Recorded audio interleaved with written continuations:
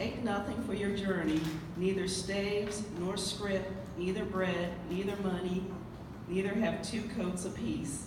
Thank you, Stacy.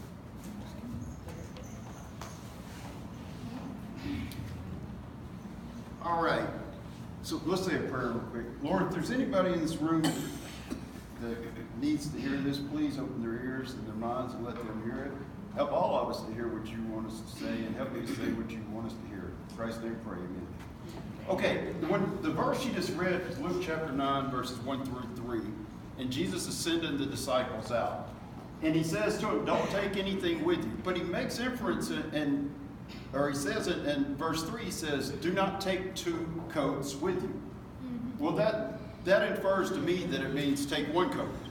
I mean, why would he say don't take any of that, but with that, take 1? So if you look at that, he's saying, I'm going to provide what you need. And I got to thinking about what a coat is. Okay, and a coat does a lot of different things. And what Lisa just sang was about putting on the robe of righteousness. So one thing a coat does is, if I grab this coat and I put it on, what does this coat tell you? What does it say? It says redneck. It says outdoors. It says military. It says raincoat. It says a lot of things, maybe a hunter. So a coat tells people who we are. So when we put on the coat of Jesus, it tells people who we are. If I put on we had Biker Sunday last week. If I put on a motorcycle coat, it says, hey, he's a biker, and this is what club he's with. So when we put on the coat of Jesus, it tells people who we are. And it's been getting cold in the winter, and we need coats here. So if anybody has coats, remember you only need 1. Jesus says that, right? Take only 1 coat. And I was thinking about the first few times I'd been here. One of the first, second, third, whatever night, there was a Christmas service, and Matt says, hey, anybody wants to go hand out coats to the homeless, let's go afterwards. And I thought, wow, this is the kind of church I want to be part of. Because we're not just going to church and they're saying, you know what, you're going to hell, or you know what, you can be better, and that's it.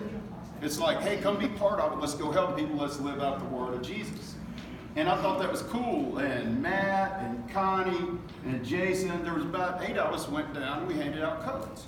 And to me, that was amazing because it was a church that was actually acting out what God said to do. And we give people coats because it shows, it provides them comfort. It protects you. It keeps you warm. It lets people know who you are.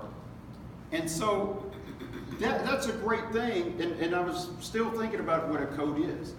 And I thought about when I was, some of you know part of my testimony, when I was wandering around the country, I remember I was at a bus station in Louisville. And it was cold. And I didn't have but a few bucks. I had on some shorts. And this guy comes up, and I don't know what his motives were, but here, I've got this coat. You give me $5, it's yours. Well, I needed a coat, so I gave him $5, my last $5 probably. But that coat kept me warm, and it gave me a pillow, it comforted me, and it protected me from the elements, and it really provided a lot. Well, that's what Jesus does for us. That's what happens when we put on God's coat, is it protects us. It provides us comfort, it provides us warmth, and it lets people know who we are. It lets people know that we are cruising on Almighty's team, C-O-A-T. Okay? That's one thing it does. And you'll be known by the fruits of the Spirit. So if God's living in you, you'll show love. You don't have to wear something that says Jesus on it, although we do it. But also people will know you by your fruits and by what you do. And when Jesus died for us, it covers our awful transgressions. Here's another one. So remember this acronym. Covering our awful transgressions. Because we're all sinners and we all have issues. And also, through Christ, we know that Christ is our awesome triumph. We triumph over sin. When Jesus died, it gave us triumph over sin. And think about in a coat in the Bible. There was Elijah and Elisha in Kings chapter 19. And Elijah went on, he passed his coat on to Elisha to be the prophet. And when he did that, it let him know that he was he was blessed by God. And we should pass the word of God on to people, or pass the coat of Jesus on to people, and to our kids and our family members and the rest of the world, to let them know things and know about Christ and to help other people. And so that's one place. Joseph got a coat of many colors in chapter 37 of Genesis. And his dad gave him that coat. And they were all jealous of him. But his dad gave him that coat not because of what he had done, not because of the works or how many good deeds he did, or because of anything that Joseph did. But he was Joseph. And he was shown favor by his dad. And his dad made him this beautiful coat. He gave it to him. And everyone else was jealous of it. And think about that. God gives us his son in the coat of salvation because he loves us, not because of what we do. You can do all the good deeds in the world. That's not going to get you to heaven. That's not what it's about. You're never going to be good enough. But that's what grace is. It's saying you're not good enough, but I'm going to accept you and love you anyway. So he had that coat. His brothers were jealous of it. People will be mad at you and jealous of you for being a Christian. We know that in our walk. And as times get closer to the end, it's going to be that way. And they threw him in a pit. And that coat got blood on it. They went and killed an animal, put blood on it, and said, here, he died, you know. Well, blood was spilled when Jesus died and was thrown into the pit, went down to the earth. Then he came back up, just like Joseph did, who eventually wore the coat of a king. And Jesus wears the coat of a king, and we can wear that coat too.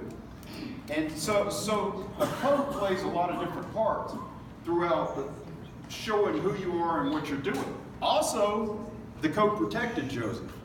Joseph was wearing a cloak or a coat, an outer covering, and Potiphar's wife came up to him.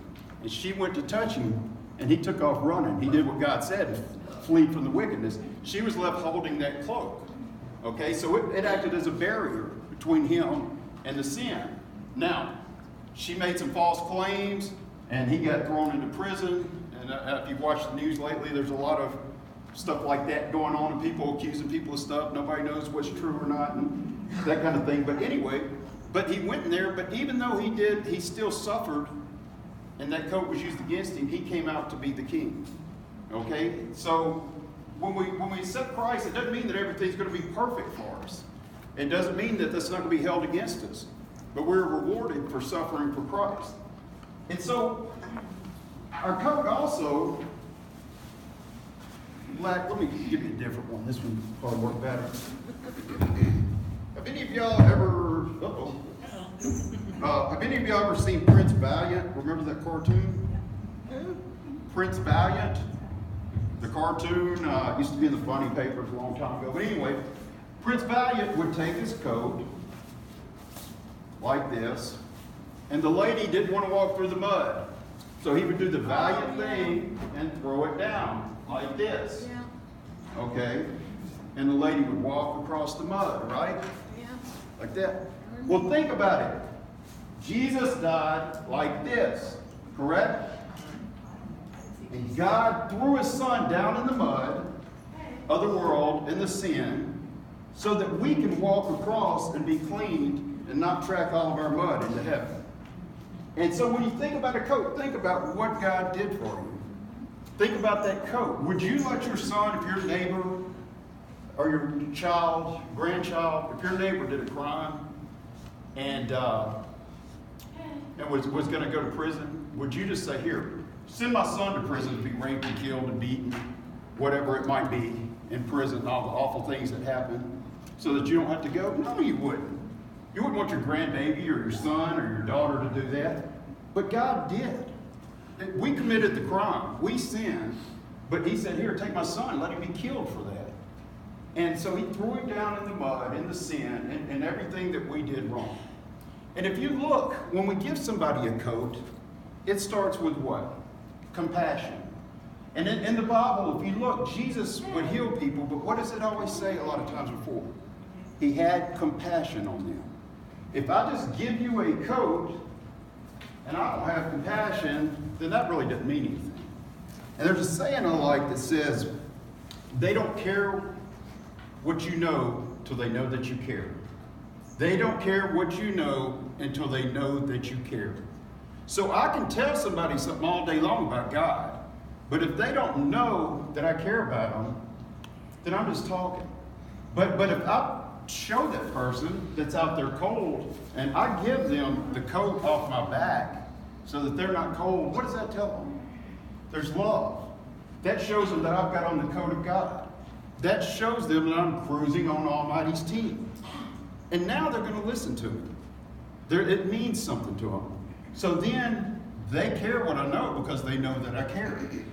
So always keep that in mind. That as we go into the winter season here, you're going to see people who are less fortunate than you that don't have a coat. And this is the perfect place to bring a coat to. There's a lot of people that I work at the mission downtown and at City Gospel Mission. There's a lot of people that come through. They have nothing.